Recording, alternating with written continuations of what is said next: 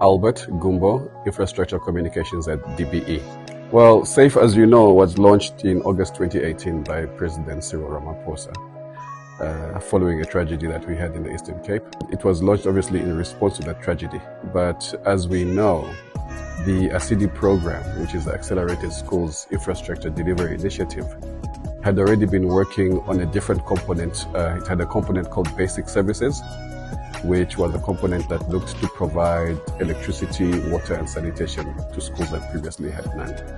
So the ASIDI program was already on its way. It was already providing over 1,000 sanitation facilities to schools that previously had none.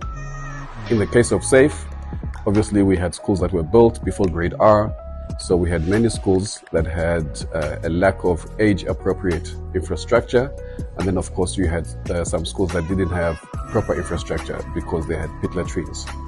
So the first order of business was to identify this, and this was done. And then number one was to replace schools built from, whose sanitation was built from inappropriate material, as in the wrong sanitation. And so it was the eradication of pit latrines. So pit latrines were then replaced by what we call VIP or EnviroLoo.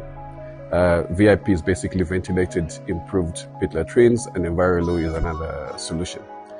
Why those solutions? We understand that number one, South Africa is a water scarce country, but number two, it is not possible. It's not always possible to get reticulation in areas, deep lying areas, in the rural areas. It's just not physically possible.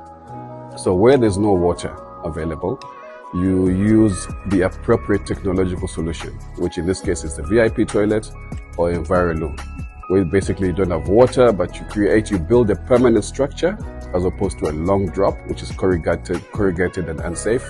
You build a permanent brick and mortar structure. You provide a toilet seat, obviously the right size. You provide ventilation pipe, and the ventilated pipe, generally speaking, in our designs, the building is not facing. Why? Because the heat in the pipe causes the air to rise, which gets rid of the odors. And then you have what you call a whirlybird at the top of the pipe, which allows the ventilation to circulate. So it's a vast improvement on what you would call a long drop. There's a safety aspect, there's a hygiene aspect, which obviously is incorporated in the design. The same goes for EnviroLoo. So the first aspect was to provide appropriate responses in areas where you don't have reticulation. The second aspect was age-appropriate sanitation due to the success of grade R. We had many schools that were built, obviously, before the promulgation of grade R, and we had the success of grade R. Children were going to school, but the toilets were the wrong size. So for grade R, age appropriate means 1.1 meter wall, which allows the children privacy, but at the same time allowing the teachers to monitor the children. Number two is the correct size of the pot, where the children sit.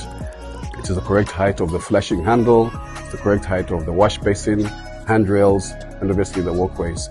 So this was a huge move forward in terms of retrofitting schools so that they could have appropriate sanitation for children.